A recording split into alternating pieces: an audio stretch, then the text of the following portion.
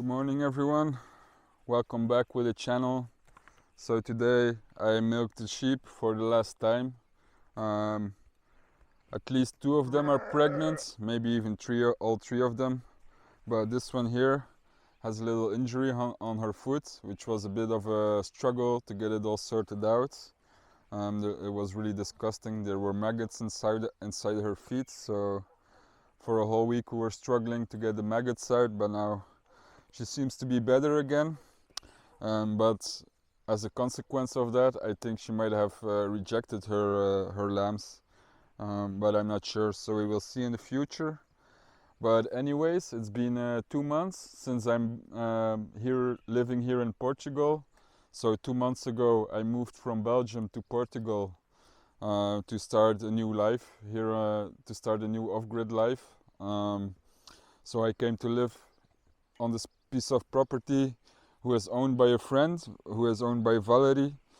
She opened it up for me to come and live here, to do my own thing. And one of the things I immediately started doing was looking for sheep. So we got these 3 sheep, and they're milking sheep, but I will be looking in the future for more sheep. But today I kind of want to give you guys a little update and tour on how everything is going after 2 months and how it is to be living off-grid. All the good things, all the bad things, everything I did so far, all the projects, all the projects that we did, if they're going well or not. So yeah, but yeah, let's start off with the sheep.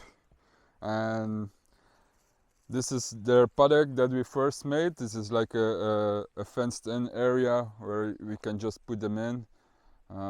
But as some of you might know, I trained them to electric fence a few weeks back, and now I'm trying to move them around the pasture.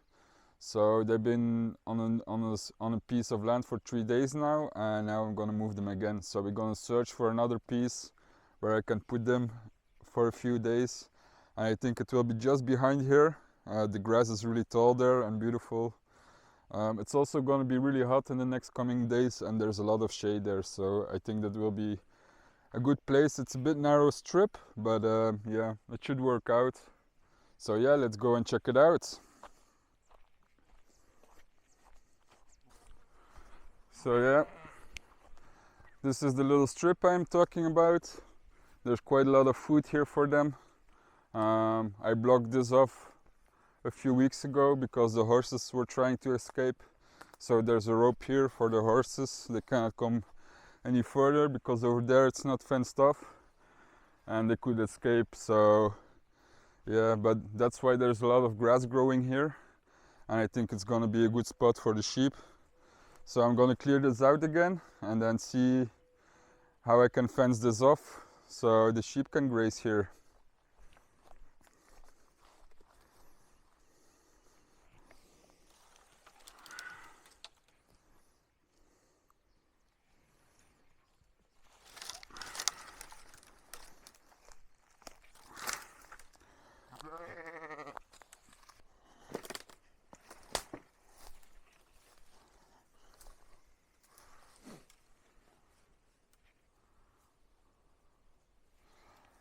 So I will be needing the chainsaw to clear this out a little bit, so I can put the posts up there with the electric fence.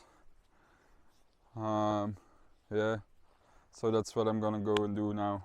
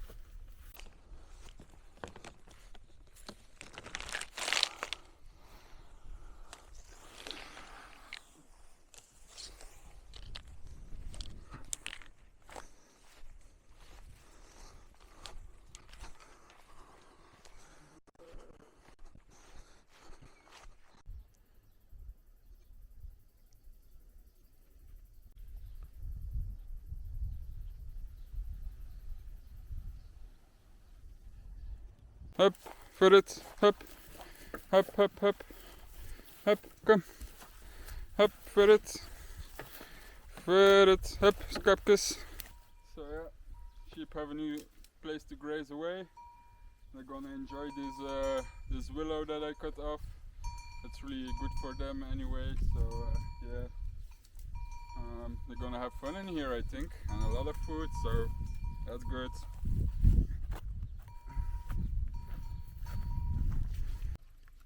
So the sheep are happily grazing on their new piece of field and their new plot. And yeah, this is the other animal that I brought here. This is my lovely mule Idna.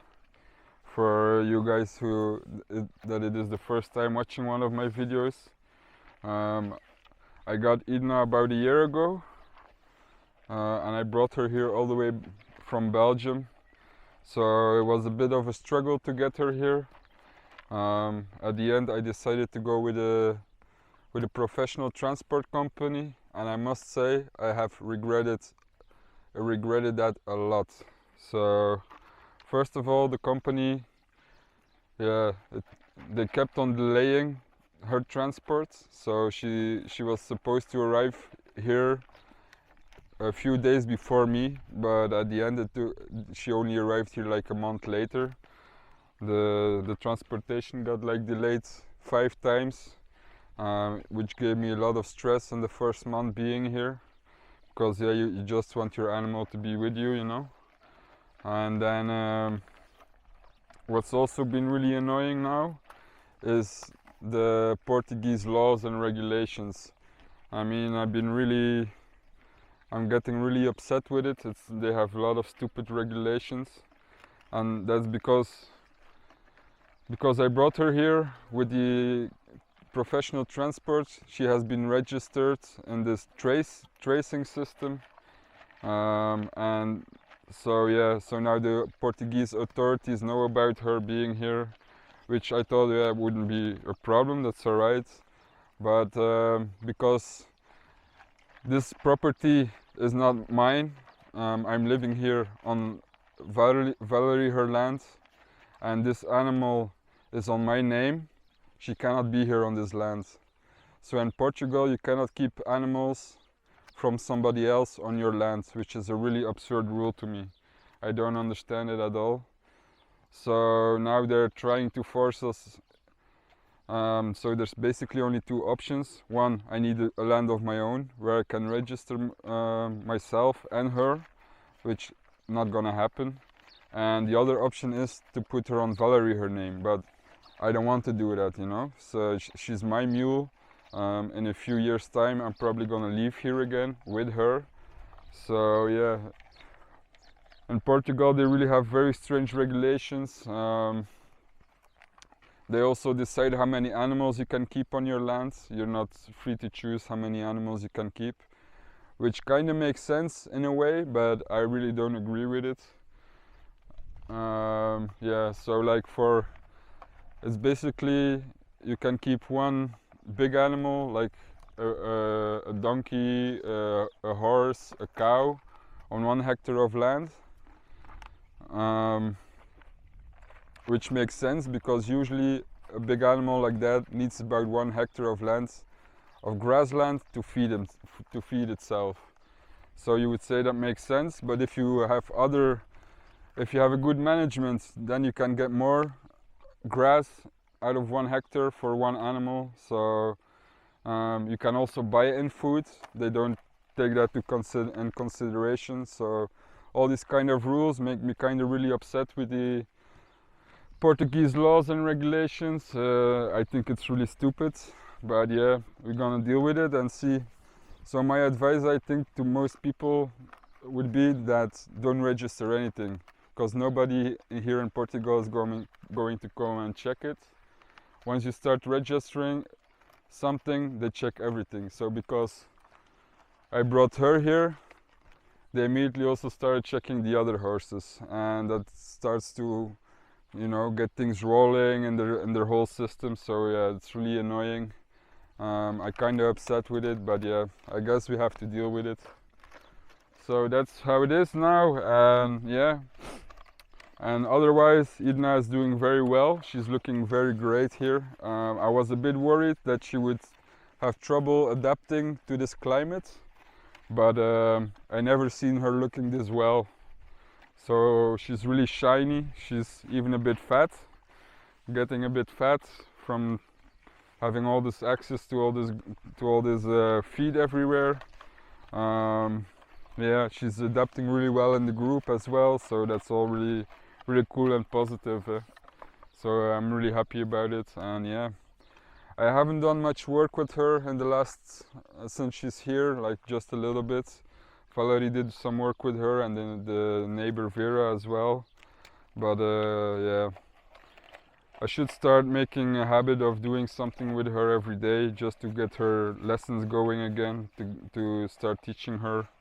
But yeah, we can take it slow. I don't mind, you know. So yeah. Oh, Idna.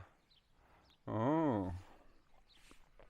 Yeah, but overall, man, she's doing really fine. She's love taking dust baths, as you can see. Sometimes she almost looks white, and Kaka, the white horse, sometimes looks black. So yeah, it's kind of funny. But yeah, all good with her, except for all the papers and stuff, you know. But I guess there's always gonna be trouble with papers. That's why I don't like them so much. Yeah. So yeah, that's about it. Let's go and check the other animals. Yeah, we got more.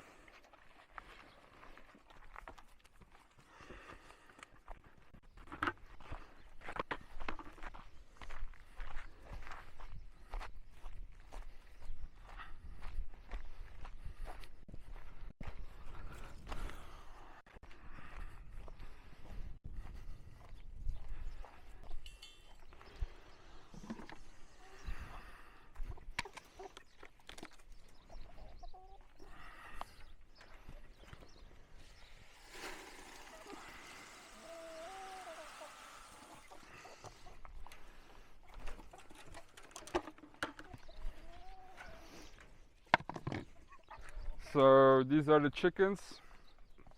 It's only a few of them. The others are hiding for the sun somewhere. I got 4 laying chickens and 8 meat birds.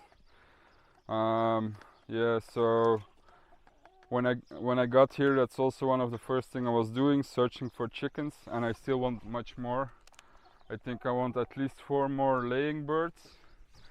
And then every few weeks or every month or something like that, I would like to buy some meat chickens to get a supply of meat. I think these ones were like a bit expensive. They were €3.5 for a chick. So, and then you still need to grow them on. So that's financially it's quite expensive to grow your own in that way. So I'm looking for younger chicks that are maybe €0.5 each, or even if I can get some good adult chickens that can start breeding my own chicks, that would be great as well. But for now I need to buy them in. So I made this little portable shelter. It's still at the same spot like I first put it, because I'm still waiting for the generator to be fixed. Then I can start welding. I want to put some on the back corners. I want to put some wheels so it's easy to transport it, to pull it along. So then I can move it every few days, put it on another spot, and then the soil gets fertilized in that way. The chickens can graze what's inside, and yeah, would be much more interesting. So I just built this with recycled materials that were here on the property. I found this old door. I found there were some old wood laying around, so the only thing I bought was this chicken wire. And yeah, so you know, it's dirt cheap, but it's practical. So the laying chickens still didn't start laying eggs. I'm hoping for in the next week they will start laying their egg. There should be more than 25 weeks now, so yeah, they should definitely be starting laying eggs soon. Um, yeah, like I said, I kind of want to have more chickens. I really like keeping chickens. They're really easy, and yeah, their eggs are delicious. The meat is delicious. So they're starting to grow pretty well. These meat birds.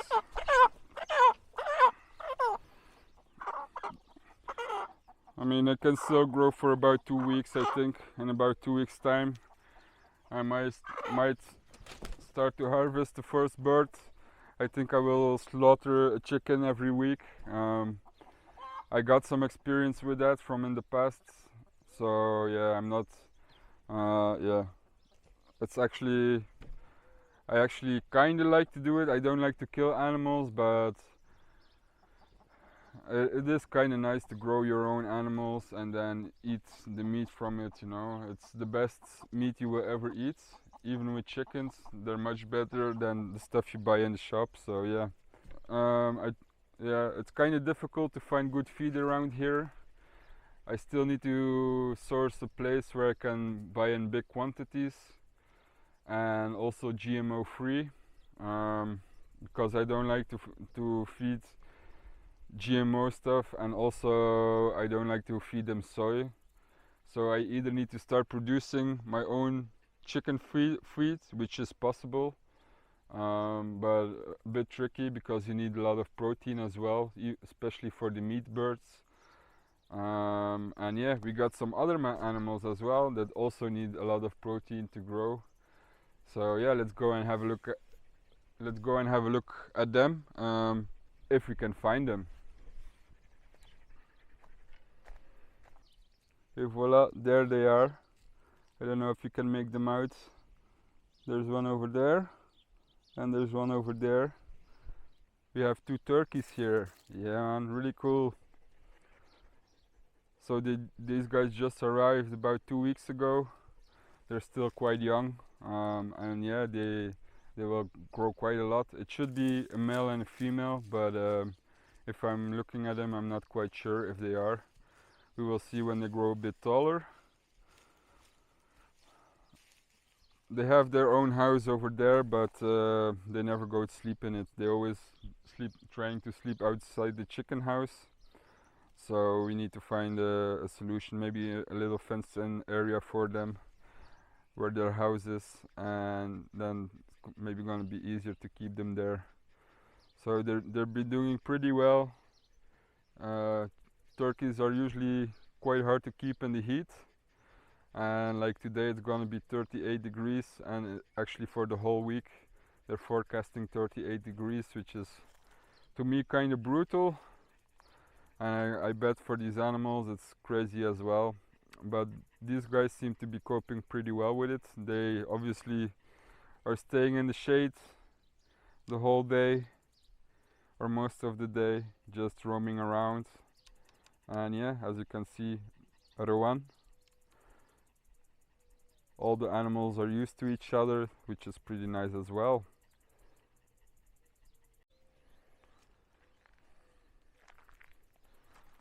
So the chickens like to hang out here around this tree a lot. It's kind of a lot of cooler in here, and the turkeys as well. I think that's about it for the animals part. So since I got here, I got 3 sheep. I got my mule from Belgium over here. I got 4 laying chickens and 8 meat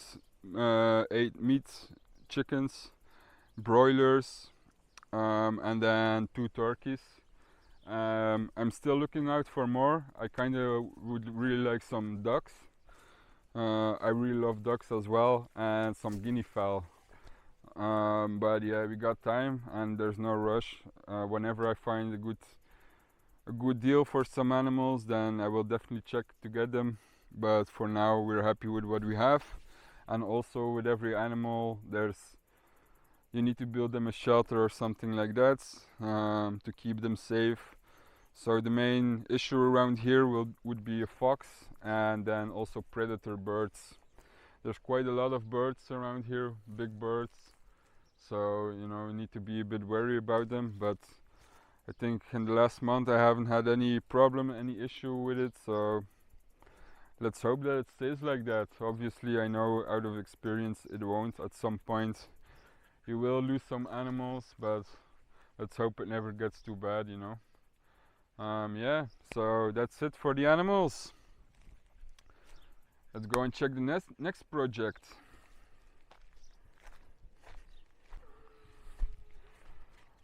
So when I first got here, I immediately started working a piece of land to make a garden, to make a vegetable garden. And I have to be honest, the vegetable garden is the biggest failure so far. I mean, some things are doing fine, like these courgettes over here, they're growing really lovely, most of them. These sweet potatoes are doing well, but the onions are kind of okay. The horse, one of the horses broke in again and ran through it, so a lot of them are a bit mashed, but they will be fine. But all the other stuff is not doing so well. So everything I tried to direct seed, basically it didn't work, or just a few germinated. And then also the tomatoes I planted on the back there, most of them are dying. So some of them are okay, but a lot of them are just dying off. And yeah, I mean, I kind of know what it is. I'm not 100% sure, but yeah, it's just the soil structure, you know. The soil here is ridiculously, yeah, poor. Like there's no life in the soil.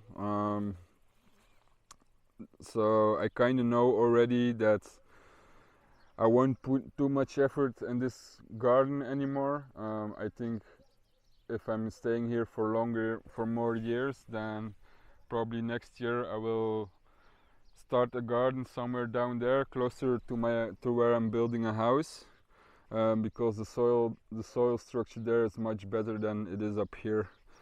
Here it will always be a fight unless I get a massive amount of compost, and buying compost here is almost not possible. It's really too expensive. You can get like small loads of compost here and there, but it's really expensive, and I would need like a lorry load or truckload of compost to really enhance this piece of land, you know. So yeah, I'm just gonna try to maintain what's here. I need to do some weeding really fast. The weeds are kind of starting to take over, so in the next week I will probably do some weeding in here. Try to, you know, try to save what's growing here. Like I said, these courgettes are doing fine, the sweet potatoes are doing fine, the onions will be fine as well, but all the other stuff isn't really doing very good. I still got some pumpkins that I need to plant out. It's a bit late, but I think it can still work as well. I just need to put a whole heap of manure on top, and then hope for the best. But yeah, it is what it is. Luckily Valerie has some small gardens spread all over the property, and her gardens are doing much better. So I also started quite late. It was like end of April, early May before I really started working this ground. And yeah, for here this region it's kind of late, you know. You need to do most work in January, February, and then planting in March, or even planting in February and March. That would be the best, because the summers are way too hot and dry. Like I said, this week it will be 38, 39 degrees. So if you want to plant something now, it's virtually impossible, you know. You can try, but you're gonna struggle to keep things alive. Yeah, so that's what's happening here. So, you know, it's a bit sad, but I will still have some fruits of my labor. And yeah, that's how it is, you know. Some things work out, some things don't, and you learn while doing things. Yeah, it is what it is, and I still have plenty of courgettes, you know. We need to start eating quite a lot of courgettes. um, and yeah, start weeding. Yeah, that's it for the garden, you know.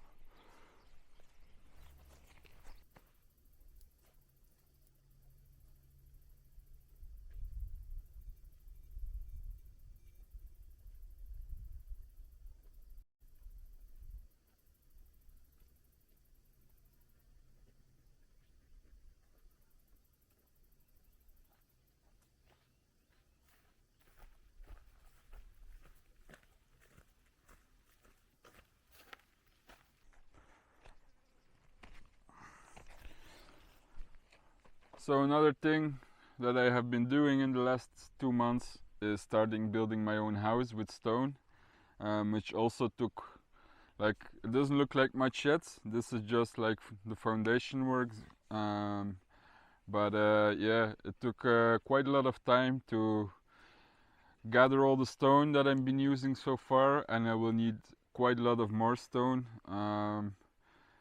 And digging out the foundation, so everything is 70 centimeters deep. That took quite some while because there were boulders and big rock everywhere. The soil was really hard, so that took quite some time. Yeah, so that's about it. What I've been doing in the last 2 months. To me personally, it doesn't feel like a whole lot has been done. But yeah, the animal husbandry does take some time. Like taking care of the sheep, also its wound, and then milking every 2 times a day. Yeah, so every day I'm busy with the sheep for a few hours. So the first few weeks I was trying to make a garden. And sadly enough, that isn't my biggest success so far. Than this, you know. So if you put it all together, so quite some things have been done. So I think it's alright, you know. And yeah, I obviously didn't came here just to be working. I also want to enjoy my time and enjoy nature around here. You know, this is a beautiful property. We have this little stream here just that runs behind me here. There's animals here everywhere, beautiful birds, insects. Every, every few nights I get waken up by some wild boars that passing. They're traveling through the little stream, so I can hear them coming from quite far, and they're playing like in the water. So that's pretty cool as well, you know. Yeah, so I'm really enjoying that. And on days like that, it's really hot, like today. Then yeah, usually in the afternoon we go towards the lake, which is about 7-8 kilometers from here, which is really nice, to cool down. So yeah, next to the work, it's important also to enjoy life, So it's important to find a good balance there. And yeah, I mean overall, there's good days and bad days, like everywhere. Like this is kind of a dream that I really wanted to do. Like building a house with stone is something I've been thinking about for a longer time. It's like something I really, really want to do. Living off grid, it's I did it before, and it was something that I was really missing. Yeah, if you're like locked in the system, living in a normal house, paying all the bills, things like that. It's you're just in this like machine, and it's like very difficult to find your way out. But I'm kind of happy that I'm finally escaped all of that again. So that's yeah, So that's why I'm pretty happy to be here, and I'm enjoying this life that I have here. But at the same time, I also had a lot of friends, and I had a beautiful girlfriend back in Belgium, and I do miss them. They're far away now, and my social life here is very different. I don't see so much people here. Often I am on myself or with Valerie. Um, so yeah, that's a big change in my life, But even that, I kind of there's days that I really enjoy being alone. You learn a lot about yourself as well, and yeah, I believe it can only make you stronger. But it's not that there's no other people around here. There's a beautiful community of foreigners, so there's people from all over Europe that come and live here in this area, and yeah, all have a very similar lifestyle, which is pretty cool to see. Um, so when I first came here, I didn't have much money. I had like €1,000 in total. I had like 500-600 euro cash and a few hundred on my bank account. And yeah, I wasn't sure how I would survive only with this amount of money, and if it would be possible to start a homestead. But I didn't hesitate, you know. I just went for it and immediately started searching for animals, started growing my own food, just to be secure, you know, just to have some, that I'm sure that I will have food and maybe even have some byproducts that we can sell. And that's still like one of the priorities on my list. But you know, because I came here, immediately started working and doing things. The neighbor saw it as well, and he came over like after I was here for a week, and he said, "Ah, I got good news for you. I got a job for you." So after that first week, I immediately started working. I had an entire month work, which was pretty cool. Like, it was hard work, you know. It was just like I was a laborer on the building site, so I just needed to go with wheelbarrows, supply the builders with their cement and with stones and things like that. So it was kind of hard, but on the same time there was a guy there. He's actually also a neighbor that's working. He's a stonemason, so I got quite some tips from him.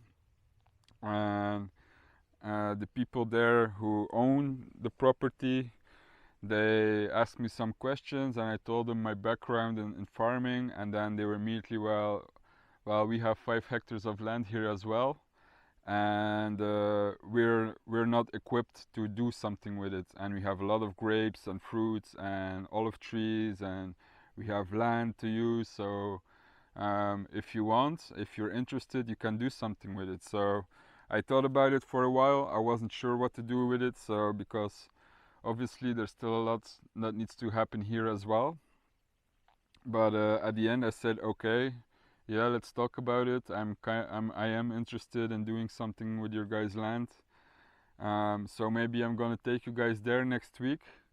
For now, we just said, okay, like I'm gonna go there one day a week, so probably every Thursday. I'm gonna go there, and yeah,